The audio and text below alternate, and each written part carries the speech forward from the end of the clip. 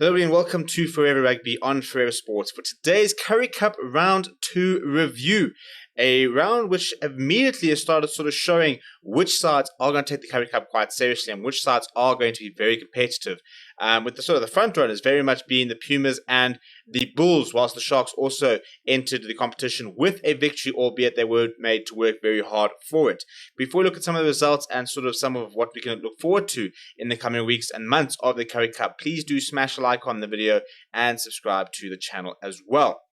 It all started very, very poorly with the Lions going down to the Pumas 50 points to 9 at home at the Emirates Airline Park. And, two things I think came out of that game. First of all, it sort of shows you that this Pumas side are there to play some very nice rugby. The tries the Pumas scored, they looked very dangerous on the attack. They're a side that love an good offload game. They like to throw the ball around. They're a very exciting side to watch, which is great. I mean, you need to see more of that across the country. There's been so much sort of negativity surrounding the style of play with regards to Springboks and South African teams, stuff like that. And I think that it does a disservice to a lot of our unions who are starting to throw the ball around a lot more. And we are seeing some very high-scoring games, which I suppose in many ways can also sort of identify a bit of a problem defensively. But I do think that we are starting to play far more expansively. And a lot of the young players that are coming through are players who sort of grown up watching some of the flair players. And, especially if you're looking at the next generation of fly halves, there are a lot of fly halves coming through, but they're fly halves who like to run with the ball. They like to throw the ball around. They're not necessarily your really big build fly halves who are very sort of technically very strong.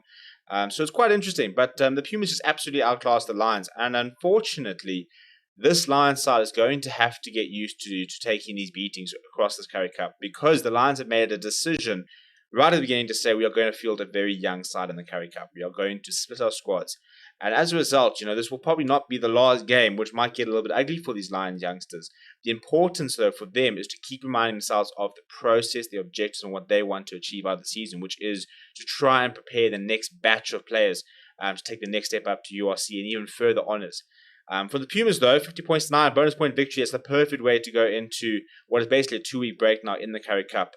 We then went down to Durban, where the Sharks entered the Currie Cup fray. Greek was now going back-to-back losses, so not a good start for them at all. However, they did have a very nice second half against the Sharks, where they pushed them right towards the end. Sharks eventually edging them 24 points to 23. And I think that you look at that side and that Sharks side, and I think they'll be frustrated because they should have killed that game off. They had opportunities to kill the game off.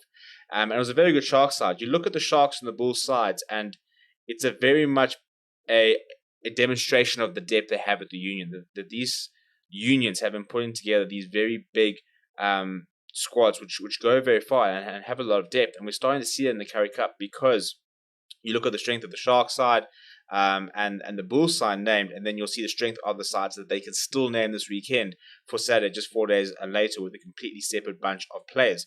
And I mean, if you look at the Sharks backline, for example, in the URC, there's just internationals everywhere, and yet they still had some very good players playing yesterday. For the Greekers, though, I think they kind of, it was a very Greekers performance. They are a tough side to beat. There are a lot of players in there that just don't quit, and I think any team that is led by the likes of Aurora and Steenkamp, who will give as much in the first minute as he will in the 80th minute, they're a side that are always difficult to beat. They'll never lie down and just allow you to start sort of scoring points, stuff like that. They'll always make things difficult for you, even far more so at home, but even away from home, they are a difficult side to get past. So for the first sort of opportunity for the Sharks to run out to get that victory was very important. We then saw a very impressive performance from the Bulls, who I think are the early favourites in the Currie Cup to potentially go 3 trophies in a row. And I think, seeing Mornay Steyn, seeing, Springbok players in that Currie Cup side shows you how seriously the Bulls want to take the Currie Cup. They want to compete on both fronts. They do not want to just sacrifice the Currie Cup. They want to add silverware as much as they can to their trophy, whilst they're in this sort of incredible patch. And, to have named such a strong side and to get past a Western Province side which had some decent players was very impressive. And a player like Sampiru Mantanzima, who I think is just destined to play for Springboks one day, was incredibly impressive. 40 points to 21, we're looking at games which all had, 40, 50, 60 plus points. So it is a very high scoring competition so far. Even if you look at last weekend, Lions versus Western Province, 48 points to 36. The Greekers versus the Cheetahs was 30 points to 20, 19, 33. So the lowest amount of points being scored was probably that Sharks Griquas game, which is just shy of 40, just over 45 points.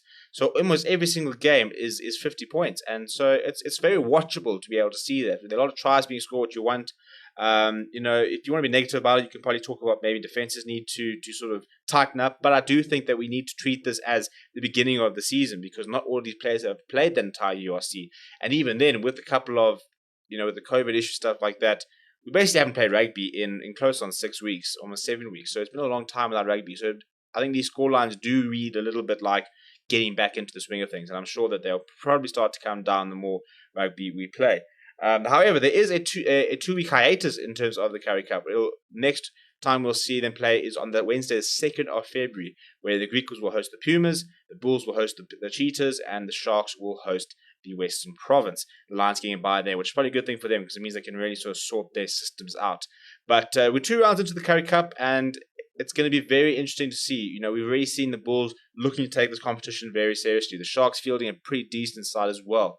Western Province not fielding as strong a side as their counterparts, and the Lions already making that decision not to field anybody from the same squad at all.